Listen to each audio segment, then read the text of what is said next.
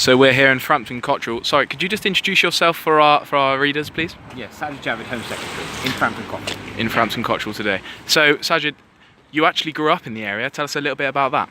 I grew up in central Bristol, and so that was, it was great. I had lots of friends, and I love Bristol and South Gloucestershire. I love coming back. But my parents, when they retired, they moved out to South Gloucestershire. So my mother lives very close by here, and my parents-in-law do as well. So what's your favourite sort of memories from the area then?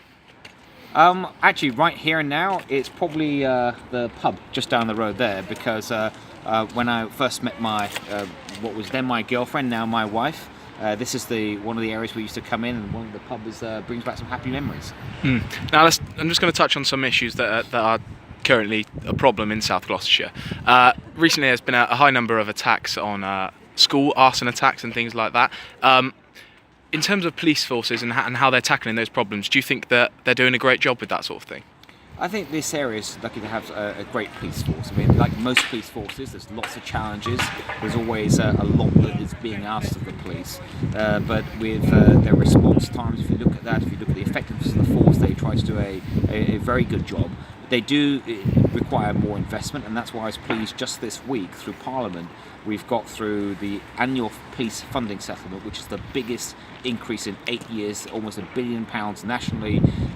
You have more than, I think, well over more than £20 million for the local force here, and that's going to make a big difference. And I think what's already been announced by the police commissioner is an investment in more officers, more than 100 officers. Fantastic. And you've been out on the beat with 2 police officers today. What sort of things did they raise with you? Well, it seems like here, I mean, like anywhere else, there will be some issues the police have to tackle, but they seem to have a very good relationship with the local community. So we also ran into some people that live here locally, meeting with local officers. I think they were a bit surprised to see the Home Secretary and the local MP out with them at the same time, but it was very good feedback, and it's good to hear. But having that kind of community policing is what I think makes policing so special in the UK. You know, we police by consent, and it's really important that police have that link at all times with the local community. Now, Avon and Somerset Police have done a really great job actually recently in tackling drug county lines in the area. There's been a lot of bust on a lot of properties across the entirety of South Gloucestershire in particular. Is that something which is a more recent problem? And do you think cuts to police forces since 2010? Do you think that that's something which now the police are only just picking up on, or do you think they're doing a fantastic job on finding that? I'm very concerned about problems related to drugs, and especially the county lines issue, especially around the issue of having so many young people being drawn into that, vulnerable young people being taken advantage of. And it's something therefore that remains a big priority for government nationally and also for local forces. I think it's if you look at what might be the causes, it suggests that the biggest causes are probably changes in drug markets over a number of years, and that's one of the reasons. For example, just today I've announced the biggest independent review of drug markets that we've ever undertaken as a country, to try and understand that better. So, and at the same time having more resources in policing and more of a focus on law enforcement as well. And also, just touching on another subject now, South Gloucestershire, there's a lot of queries and problems about building of houses and things like that. Now, you quite vocally have backed house building across the entirety of the UK. Do you think that it's really important in places like South Gloucestershire? I think more house building is necessary throughout the country. The decisions should be made locally about where it's done, what that housing looks like, how many homes you have.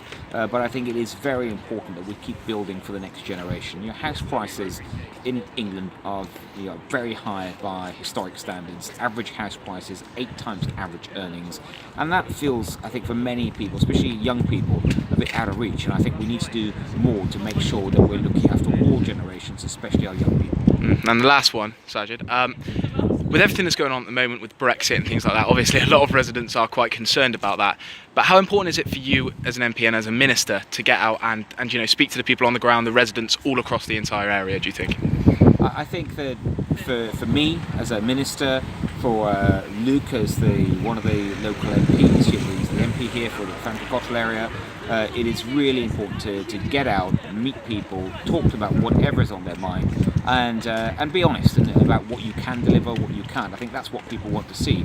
And in this area, you've soon we've got local elections on May the 3rd, and for South Gloucestershire, it's a critically important election. And if people want to see services being delivered at a very high level, very high quality, but at the lowest possible cost to them in terms of their council tax, then vote Conservative. Fantastic. Cheers for your time today, Sajid. Thank you.